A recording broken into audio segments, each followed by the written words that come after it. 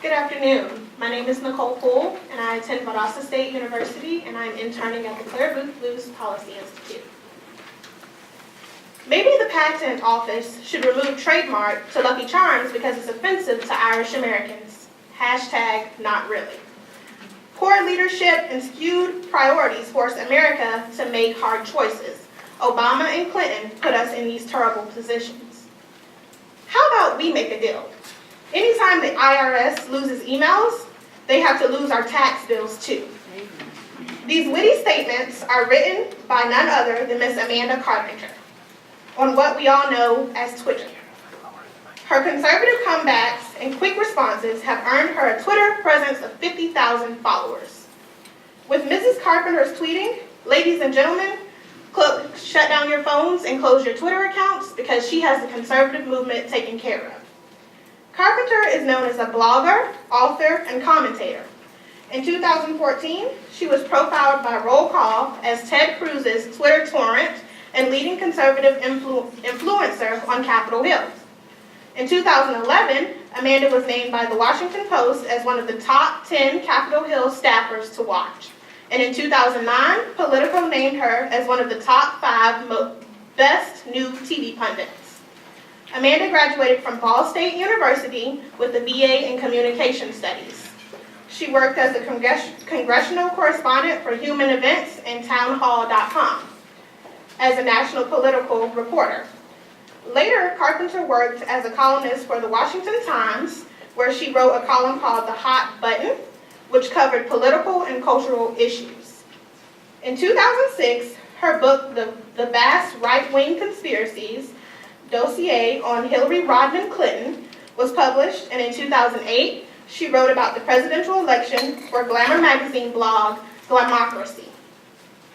In January 2010, Carpenter left Washington Times and joined then-Senator Jim DeMont, staff as Senior Communications Advisor and Speechwriter. Today, you can find her serving in the same capacity for Senator Ted Cruz or hanging with her husband and 2 kids. Ladies and gentlemen, please join me in welcoming conservative Twitter queen, Miss Amanda Carpenter.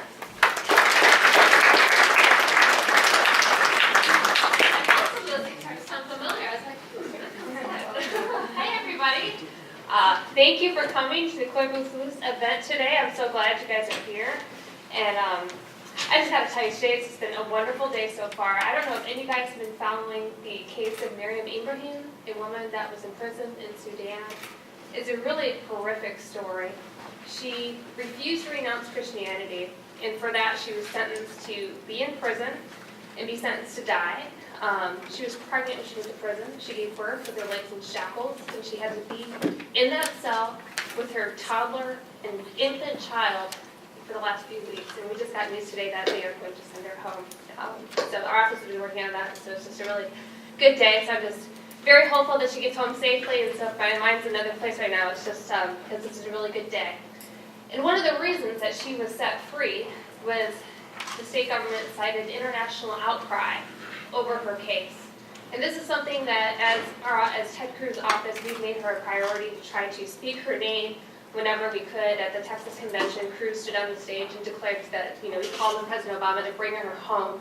And to this day, he still hasn't said her name, but because other people were willing to speak out and take up her case, she's gonna come home now. And so that's just something for you guys to think about as you pursue careers on Capitol Hill. There are some people who need our help that just aren't a priority for people who are in power. And if you can convince your bosses, or my boss personally didn't need any convincing, but if you can take up their cause, this is one of the rare days where you can see where something like that really pays off. So if you see her story, just continue to pray for her safe passage coming home, and be that as a reminder for real work that needs to be done and the real war on women that's going on in this world and what you can actually do to stop it. So taking a step back, I just want to tell you a little bit about myself. And I used to come to these things, I always kind of wonder, what is that person like, and how old are they, and what's going on? I'm 31. I moved to Washington, D.C. from India, originally from Flint, Michigan, of all places. I went to college in Indiana, but moved to Washington, D.C. in 2005. And since then, I've gotten married. I actually met my husband at a press conference. I think that's probably one of the most Washington, D.C. things that can happen to you. you. And I have 2 children. I have a daughter named Calla, like the Lily. She's 2.5, and I have a son named Harry who just turned 1 last week, or 2 weeks ago. Goes by fast. So I gotta tell you, I never really envisioned a career on Capitol Hill, much less in the media, doing overtly political things, because my family was not political at all. And I always thought, well, Republicans, people come from families that do that. I just never thought about it because as a high school student, I was mainly focused on sports. I played softball, was very competitive in that world, loved what I was doing there, and I eventually went to college on a sports scholarship and thought, oh, maybe I'll be a pitching coach, or maybe one day I could be like a sports writer for some local, the Boothe Journal or something like that. But then I got hurt. I pitched every game my freshman year because, funny enough, there's 3 pitchers on the team. One girl got pregnant, still wanted to play, but the school would not let her. And the other pitcher got hurt, so I pitched every game. And then my arm was pretty much done. And so I was sitting there trying to say, well, what else could I do that's competitive? And it just kind of dawned on me that maybe I should try to do something academic. I never thought that academia could be political, or not political, but competitive. And so I decided to join the debate team because I thought that seemed interesting. And very quickly, I figured out I was a conservative I just stumbled into it because you're debating these policies. What should the government's role in education be? Should there be a national curriculum like Common Core? Of course not. These things just seemed obvious to me. And the more I started digging into these policy positions, the more I discovered that, wow, I am a conservative, and I started finding out about groups like Clare, Boothe, Luce, and YAF, and Leadership Institute. It was like this whole world opened up to me. And while I was going through that, because I no longer had an athletic scholarship, I had to find out how I was going to pay for school. And as you guys all know, you guys have been through FAFSA, student loan programs, it is a nightmare and a half. And for a lot of reasons, my family wasn't involved and wasn't available to do student loans or anything like that. And so I was just completely lost about how I was going to pay for my education. And they say, oh, there's student aid. That's not aid, it's a loan that you take out at some ridiculous rate.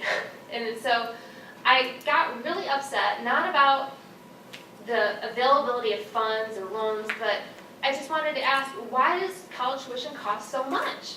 What is this money going for? I mean, you're talking about at least $20,000 baseline for a state education, and nobody really had an answer to that. I would go and I would kind of ask the guidance counselors, can you show me a breakdown of where the tuition goes? And they looked at me like I had 4 heads.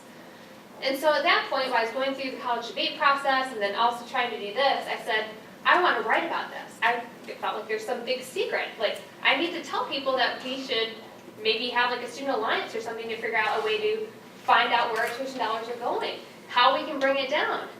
And this, you talk about, the fight DC of the conservatives versus the establishment. I feel like challenging the cost of college tuition is probably the most anti-establishment thing you could do on a college campus. And I encourage you, any of you that are in college right now, if this is something that's a passion of yours, or anything that you do want to pursue about your college, standards, curriculum, whatever, do it now, please. Because right now, as a college student, you have a special voice. I guess in court they'd say you have standing, right? You're in the element right now. And what you say, and when you choose to stand up and challenge whatever is going on, it's such a special place and time for where you're at. And you'll see later that once you move away from it, you won't have that anymore.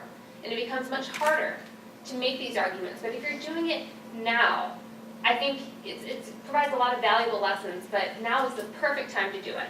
And so when I was in college, I wanted to write about this crazy secret I discovered, the rising cost of college tuition, which wasn't a secret at all, but it was new to me.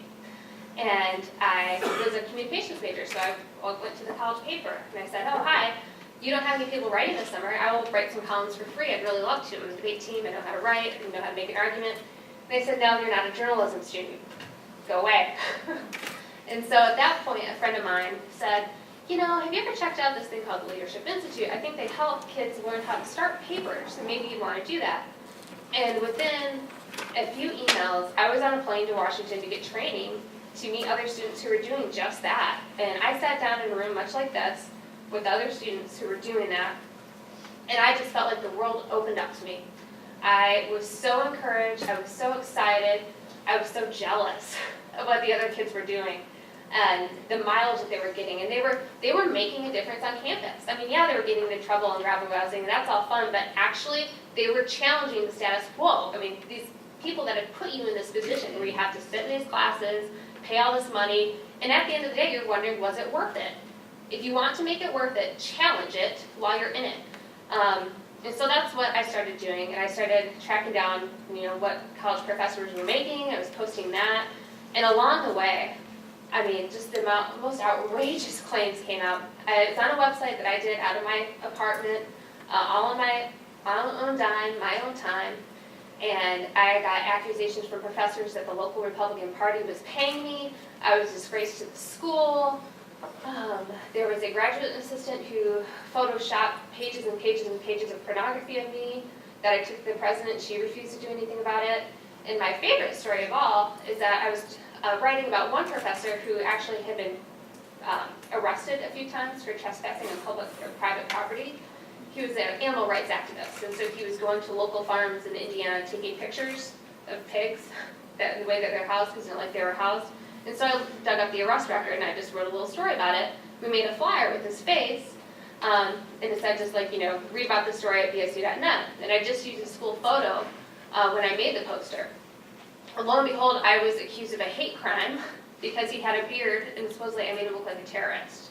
And so I tell you all those stories because in a way it was so funny because it was like this little microcosm at my college campus.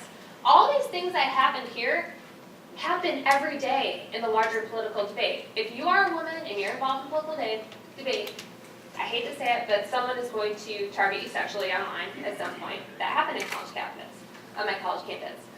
People are going to accuse you of saying nasty things when you never intended them, such as supposedly calling a professor a terrorist.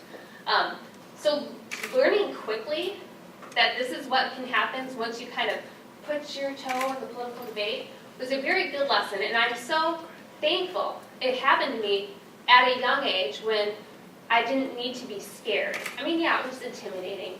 I felt a little bit threatened, but when it happened to me later, when I had my professional job, it was just par for the course. I mean, keep going. So I think the best thing that you can do is if you do want to start putting yourself into the political debate, whether it be running for a student council or writing, do it early, because the lessons that you learn early on, you won't have to learn later when it really matters.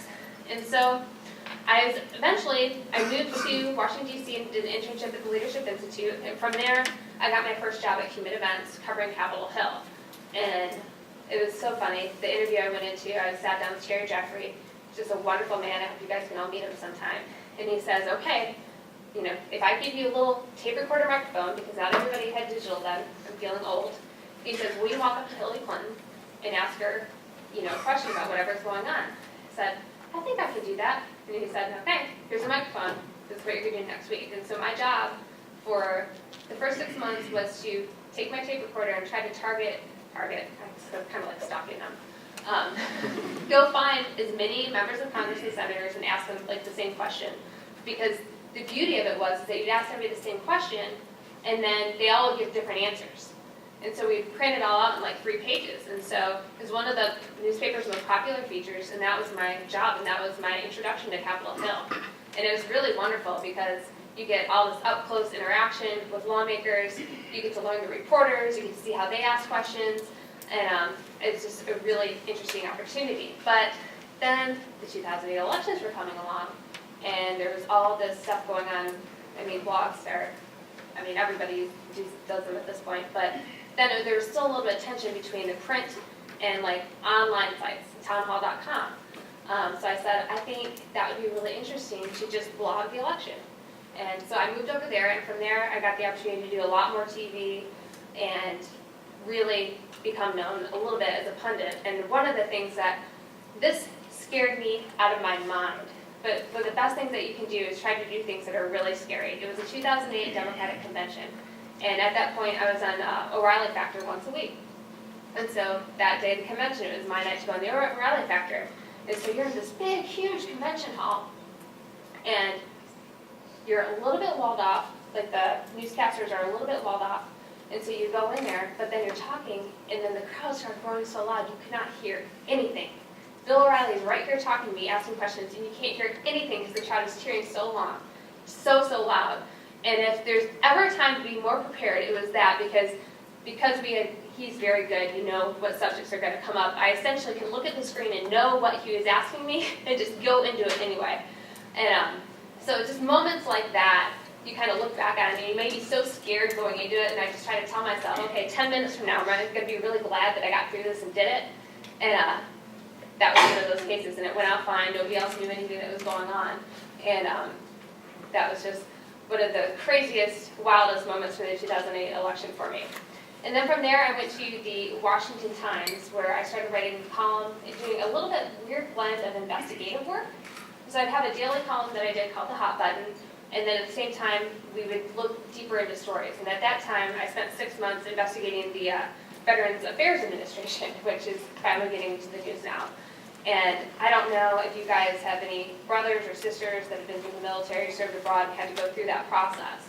My brother was one of them. He went and served in Iraq and Afghanistan with the Marines, and then he came back. He was fully, discharged. It was 4 years, and was just come back home to go to school. And he started getting these boils, these like weird breakouts on his arms. And he's like, well, I don't know what that is. Went to the doctor. They said, we don't know. But then they started getting worse, like really, really large. And went to the hospital. They said, well, it might be MRSA. I don't know. Went to VA. They said, oh, I don't know. And nobody knew what this was. It took 2 months to get a diagnosis. It was an infected sandfly had bitten him. And there's a disease that some soldiers are getting when they come home. It's called leishmaniasis. And essentially what happens, it infects your blood, and then it takes 6 months to a year to come up in your body. And so he was in the boarding unit for 3 months because the sores were so bad and so big, and the VA wouldn't help him because they said, well, you got to prove that you had this at this point in time. When you're a soldier running around places, it's not like you have a log of everywhere you've been and exactly what fly bit you. And so I was able to look at that, and I couldn't write about my brother because of conflict of interest and all that kind of stuff. But there's other people that was happening to, and you start looking at the VA, and you see that this hasn't only been a problem for the guys coming home from the Gulf War in Afghanistan, but this has gone back all the way to the Vietnam War. And most of the guys who are having the worst problems getting treatment are the guys who are getting older. Because when you're a young guy and you're running around, you don't need to go to the doctor. But once you get older, you start having all these problems. That's when it really comes in. And now we're seeing this terrible backlog and all kinds of things happening there. And so that's something that I really tried to shine a light on, and I think, sadly, is still an issue today. I would encourage you guys, if you have any passion for that, please jump in and help the VA. And from there, then I got asked if I had ever considered going into speech writing, which I had never considered. Never thought I'd ever work for a member on the Hill. I kind of thought, kind of gross, not a hack. But it was for Jim DeMint, who at the time was the premier conservative senator. He was the best one. He was the only one that I really would ever think, wow, I would leave my awesome job in the media to go work with him. But I had the chance, and I will say too, it's very hard to get Capitol Hill experience, especially as you get a little bit older. If you have any interest in going to the Hill, try to go as early as possible. Get the couple years in, because as you get older and you want higher salary and things like that, it gets a lot harder to do. So I said, well, gee, I always have kind of wished I'd worked on the Hill just to have the experience. And now this opportunity is in front of me to go work for Jim DeMint. And at that time, he's starting to really embrace the Tea Party, jump into some Senate races and shake things up. And so I just got on that ride. And it's really been wonderful. It's been real interesting to move from kind of the outside looking in, judging, analyzing, to trying to move things on the inside. And I've got to tell you, we need more conservatives on the inside. If you're in this room, I beg of you to try, or at least consider, coming to Capitol Hill and working for a good member, because there's just such, if you look at all of Washington, you look at all the agencies, you look at all the Senate offices, many of them are so complacent. There's just so much work to be done on any issue on any given day. If you can find someone that you want to fight for and help, please do it, because we need you, we need young blood, we need fresh eyes, and I will do anything to try to help good people come and help fight the good fight. And so with Senator DeMint, he stepped down to go run the Heritage Foundation the December of 2012. Yeah, I'm trying to think it there. And then Senator Cruz is coming in. And some of the DeMint staff have gone over there, and I thought, for sure, I'm just going to go back to media, I'll write a blog, I'll do something like that. And then I got a call from the chief of staff for Senator Cruz and said, well, would you consider doing the same job for Senator Cruz? And this is very funny, because I said, well, I don't know, because he's going to be a freshman senator. Typically, freshman senators aren't very active. Do you think he'll want to do a lot of media? And they said, don't worry about that. And ever since then, he has hit the ground running, and our team has been so phenomenal. I can't believe I ever had a pause in thinking to go work for Senator Cruz. It's really a joy and a pleasure to work for somebody that's willing to fight on every issue, every time, and doesn't let his voters, his constituents, or his staff down. And so, if there's any ways that you guys want to get involved in conservative cause, I'm happy to help you. I'm easy to find on Twitter. You can find me on Facebook. But I want to wrap this up by just saying that I've kind of walked through my career, but it's so important. And a lot of people don't get too hung up on this, because people are like, oh, I got to get the first perfect job. But you have to get the good experiences now, whether you're in your last years of college or you're in your first couple years of working, wherever that might be. If you're not in the perfect job, find a way to get the perfect experiences. Go volunteer with some crazy cause, or try to start a blog, or do anything, because right now you can make mistakes and nobody's going to notice. But if you try to, you think, oh, well, one day I want to be a writer, and you think that at some point in time, maybe when you're 33 or something, somebody's just going to give you a column and you're going to be able to do it perfectly. You're not. You have to be doing it the whole time now. The sooner you get started, the sooner you're going to get to where you want to go. And so in doing that, especially if you're trying to find like interviews and things like that, I think it's very important to try to define yourself to the people that you're trying to get a job with. And that starts by just kind of being very proactive and saying what you would like to do. I see a lot of people come to the home, they say, well, I'll just do anything, I'd be happy to work in any capacity at any time. And then the interviewer will walk away and say, well, gosh, I don't really know how they would fit in. It's because I don't think young people do a good job telling them how you can fit in. And for example, if you like to organize events, you just say, well, of course I'd be willing to do anything, but I would really like to organize events. I think I'm a very good networking type of person, is that I have a lot of contacts, a lot of different places, I go to a lot of events, and I just really like bringing people together. Okay, I got you. You can figure out where you're going to go. Or if you want to be a writer, say, I love doing this type of research. These are my favorite columnists. These are the things that I'm reading. Can I put together a couple of draft bullets or statements for you to consider? Just make sure that whenever you're talking to someone, they know where they could plug you in, rather than waiting to be asked where to go. Because I see a lot of people slip through the cracks like that. And then probably the most important thing that I would say, and probably the hardest thing, is to work for good people. I've been very fortunate that in all my jobs, I think I've had wonderful, wonderful bosses, but I have friends that haven't been as fortunate. And I think the best thing you can do is find out early in the interviewing process if these people are going to put you in a position to win. Are they going to empower you to go to events, to speak on behalf of the organization? Obviously, these things won't come early, but you want to make sure that you are going to have the ability to get the experiences and practices and practice doing things that you want to do. And if you can't get that in that job, stick with it till you find the next one. Find the experiences outside of it, because these 3 to 5 years right now will set you up for your whole career path going forward. And I just can't stress enough how important that is. And so with that, I'm happy to answer questions about Cruz World or Twitter battles or anything you guys like.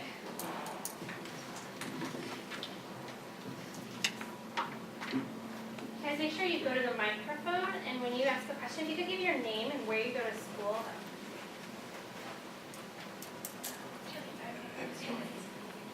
I learned this week that Senator Cruz was bit by an octopus as a child.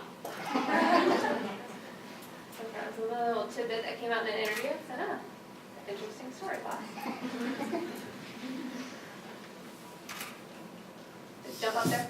Hi, I'm Lauren, and I go to Virginia Tech. I'm an intern with Clare, Boothe, Luce. Great. My question for you is, I know a lot of us here, we aspire to work on the Hill one day. What do you think the best way to get started and get involved? Do you suggest like working outside and then coming in, or just starting here right away? I would encourage you, if you have a passion to work on the Hill, to try to get there right away. The most typical job trajectory is for someone probably to work in a campaign at some point. The most basic way, people work for a campaign and then get pulled into the office. Once a senator or member is already established, typically the pathway in is for someone to intern on the Hill and then become a staff assistant and then work their way up. I would say 80% of the people I know have entered through that door, answering phones, then waiting to get a policy assignment, and then either working up on the legislative side or switching over to become a communications person, because they're kind of separate tracks. And so if you're in that position, I would do all that you can to try to get interviews to be a staff assistant. There's also committees that you can work on, but that's a little bit more non-traditional.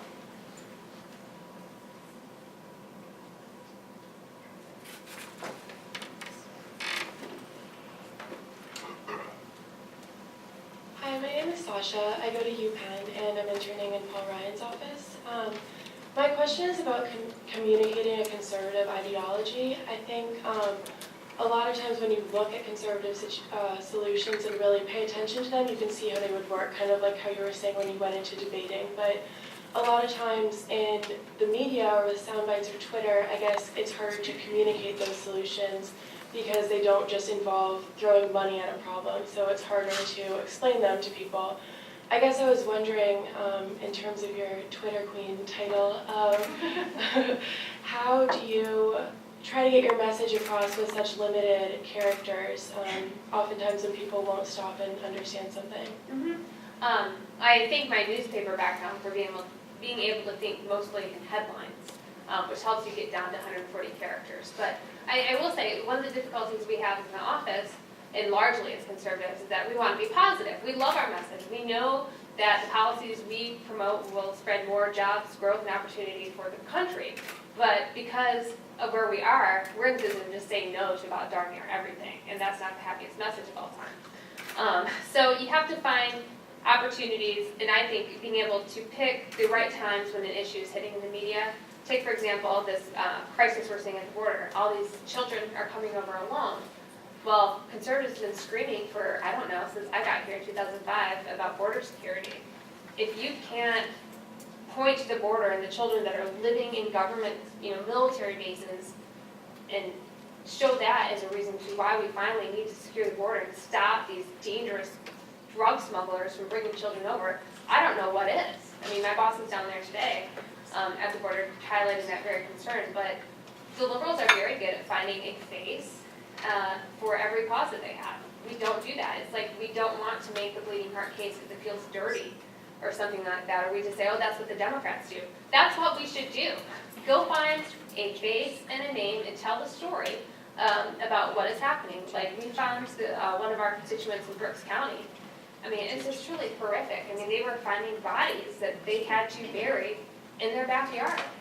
And so we read that letter at the hearing and try to show that there is a real human element in cost when we don't secure the border.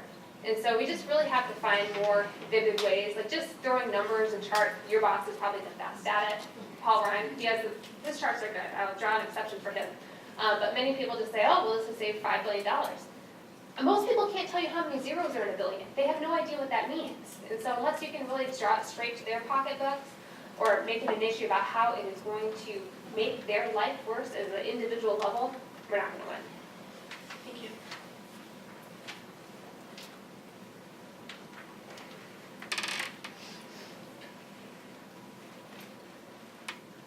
Hi, my name is Courtney. I go to UC Berkeley and I'm interning on the Hill for Congressman Doug LaMatha. My question is based on this whole movement of leaning in and balancing it all. I'm really interested. The fact that you're a mom and very successful, but how do you, as you encourage us all to get involved on the Hill, how do you find that balance with being a mom? You don't sleep. Thank God coffee is a legal drug.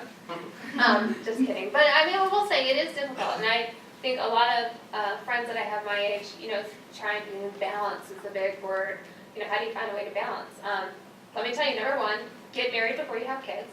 Sounds obvious, but if you want to have kids, you need a partner, and marriage is the most stable, best environment in a loving home where you can put your children. And part of getting married and making that decision to have a family involves finding a good partner and getting on the same page with him or her about exactly what you guys want in life. Because I don't think it would not have, without my husband, this would not be doable. I could not have kids, I could not have this job.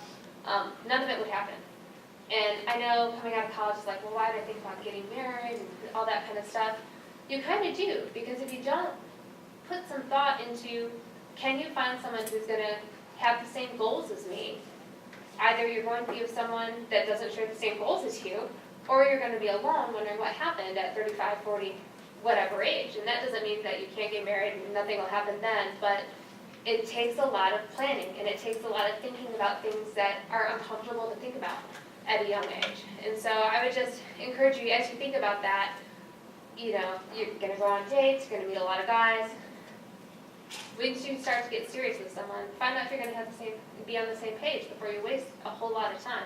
Do you guys want to both have careers? Does he think the woman should stay home? Maybe you don't agree with that. If you do want to stay home, would he be able to support you? This sounds like a lot of backwards stuff, but it becomes very real as soon as you get married and have that first kid. Yay, all the guys are excited by that. So I guess I kind of have a Cruz World question. My fellow intern and I were really interested last week that he proposed the First Amendment to Radical, as an right? amendment to the. Yeah. Did you watch that hearing? That was the best. Yeah, I hearing watched I've the seen. whole hearing. It was awesome. He just, Dick Durbin and Al Franken didn't know him, I don't think. Comments on that. And Yeah. I wanted to hear you, and then just what it's like working for Ted Cruz, kind of. So. Yeah, well, let me tell you the backstory of that hearing. Really, it was an hour of just awesomeness. We all were cheering, getting notes from other staffers.